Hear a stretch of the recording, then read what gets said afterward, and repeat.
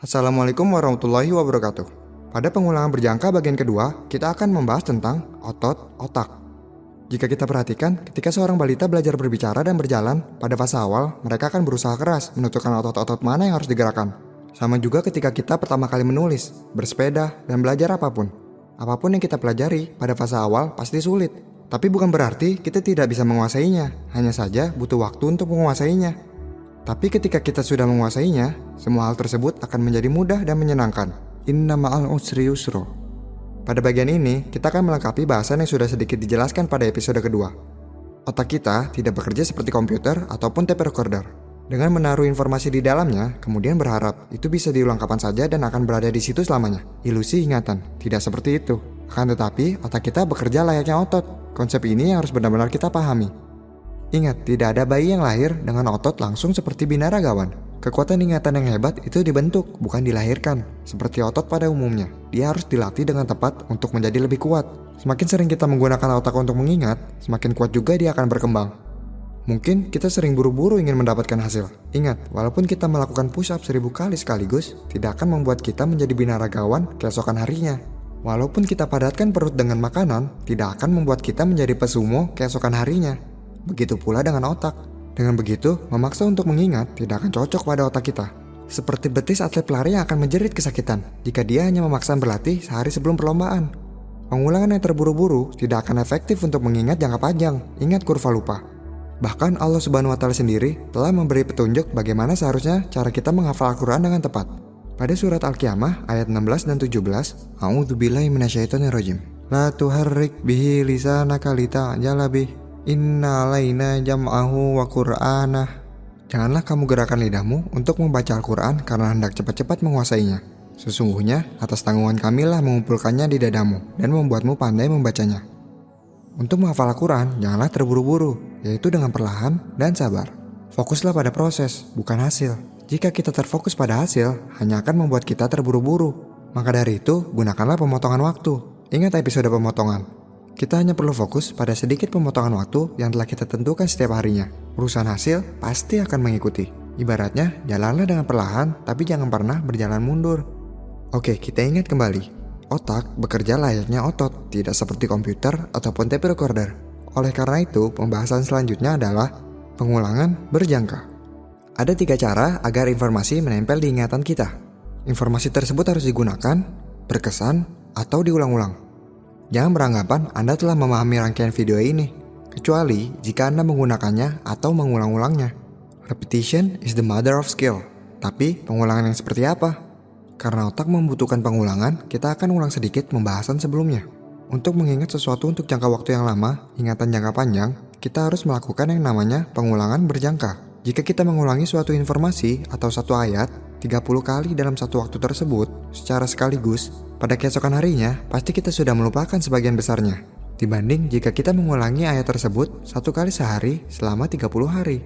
Cara ini akan menjadikan ayat tersebut menempel jauh lebih lama dalam ingatan.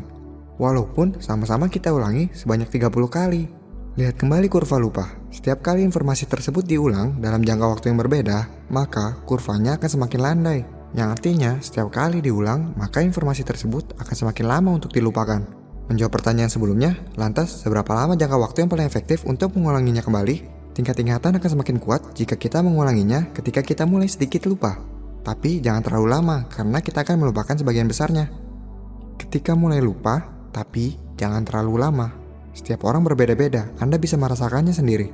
Untuk lebih praktikalnya, dalam menghafal Al-Quran, coba kita terapkan aturan 5. Kenapa 5? Karena itu adalah jumlah paling minimum yang Rasulullah SAW minta kepada Allah Subhanahu wa Ta'ala dalam ibadah setiap harinya, yang seharusnya mampu dijalankan oleh seluruh umatnya.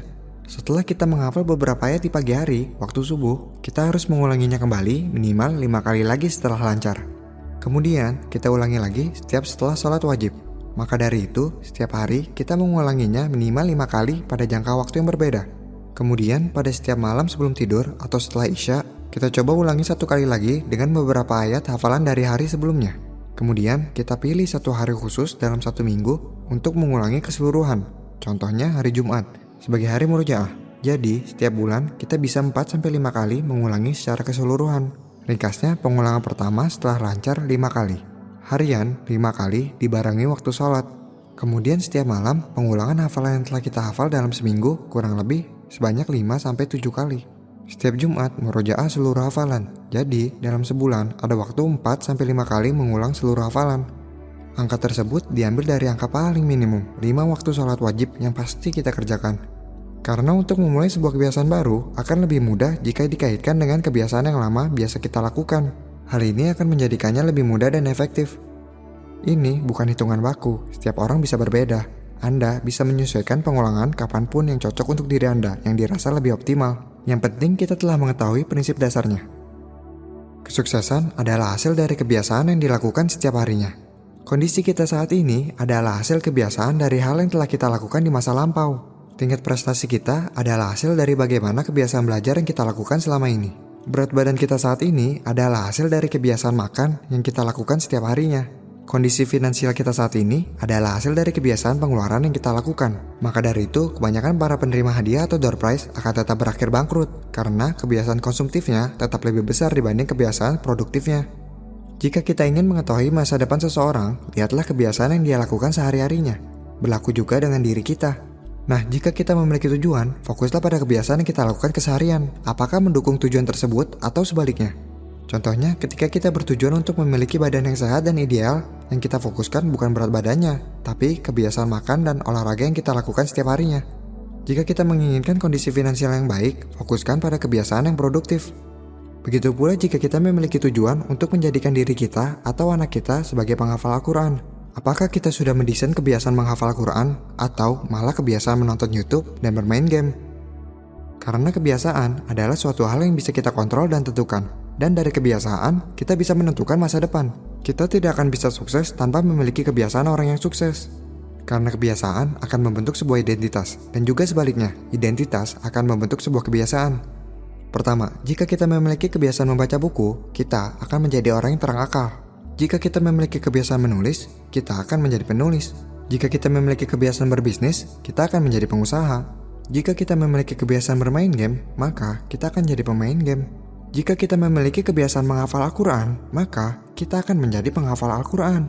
Maka dari itu, pilihlah secara sangat hati-hati apa yang menjadi kebiasaan keseharian kita dan anak kita. Karena itulah yang akan membentuk identitas dan masa depannya. Cita-citanya tidak terlalu penting. Yang paling penting adalah apakah kebiasaannya mendukung hal tersebut atau sebaliknya.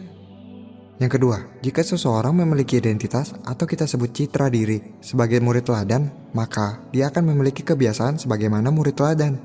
Jika seseorang memiliki citra diri sebagai atlet terbaik, maka dia akan mencari sebagaimana kebiasaan atlet terbaik. Jika seseorang memiliki citra diri sebagai perokok, maka dia akan memiliki kebiasaan merokok. Contohnya seperti ini. Jika seseorang menawarkan rokok dan orang yang ditawari menjawab, "Tidak, terima kasih, saya sedang mencoba berhenti merokok." Bandingkan jika dia menjawab, "Tidak, saya bukan perokok." Nah, yang pertama, dia masih memiliki identitas dirinya sebagai seorang perokok. Yang kedua, dia sudah merubah identitasnya, citra dirinya. Karena motivasi paling fundamental berasal dari dalam, yaitu keyakinan atas citra diri, self-image. Sesungguhnya Allah tidak akan mengubah nasib suatu kaum hingga mereka mengubah diri mereka sendiri. Sebagai seorang muslim, kita menanamkan sejak dini citra diri apapun profesinya, Al-Quran hafalannya. Kebiasaan dan identitas keduanya adalah hal yang bisa kita bentuk. Pada aturan 5 yang disebutkan sebelumnya, tujuannya untuk membentuk sebuah kebiasaan terlebih dahulu. Karena kita akan lebih mudah memulai kebiasaan baru jika dibarengi oleh kebiasaan lama. Kembali lagi, ingat untuk mengulang dan mengulang untuk mengingat. Tolong ingat, tidak ada yang namanya ingatan yang buruk. Hanya ada ingatan yang terlatih dan tidak terlatih. Lupa adalah sesuatu yang normal untuk manusia. Jangan pernah merasa bodoh karenanya. Yang perlu kita lakukan adalah mengulanginya. Karena setiap kita mengulanginya, itu akan memperpanjang hafalan kita. Batu yang pecah pada pukulan ke-100 bukan berarti 99 pukulan sebelumnya tidak ada artinya. Salah satu hal yang mencolok dan mencengangkan terhadap pendidikan modern yaitu kita banyak sekali belajar hal baru, akan tetapi hanya belajar satu kali. Kita lupa melihat sistem edukasi tertinggi dan terdahsyat untuk umat manusia, yaitu agama. Adalah agama yang mengajarkan manusia tentang etika, tujuan, dan arti kehidupan. Dan aspek paling penting dalam pengajaran agama adalah agama sangat terobsesi dengan pengulangan.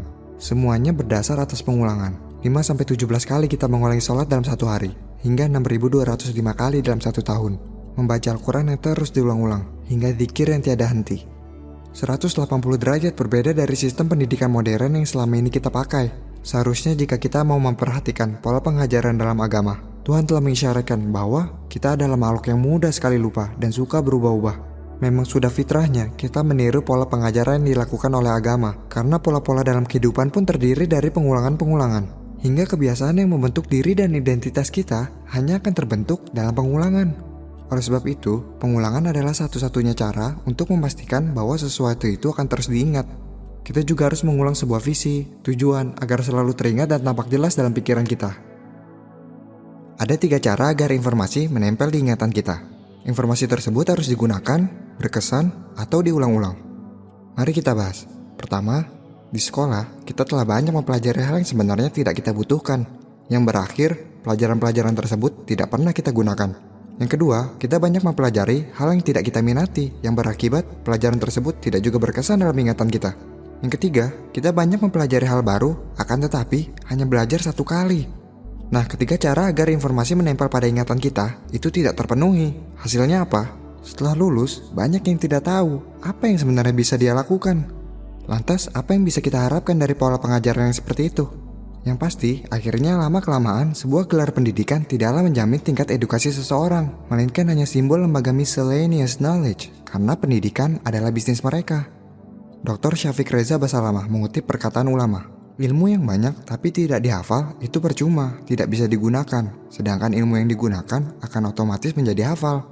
Ilmu itu bukan yang ada di rak buku, tapi yang ada di sini, menunjuk dadanya.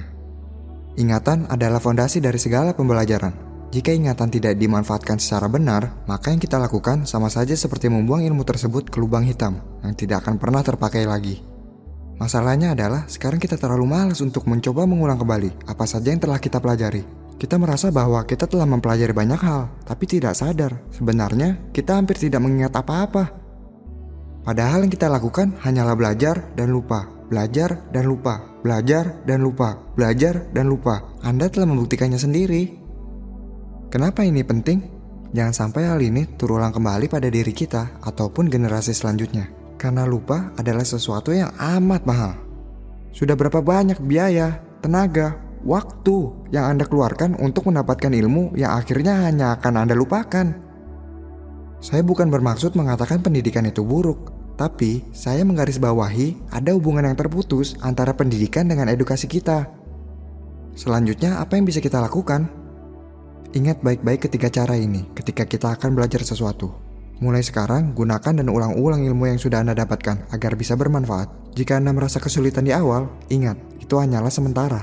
Layaknya anak kecil melatih otot bagaimana dia mulai berbicara, berjalan, membaca, dan belajar apapun itu. Ketika terus diulang-ulang, pasti akan menjadi kebiasaan dan identitas. Dan mengubah kebiasaan adalah mengubah masa depan.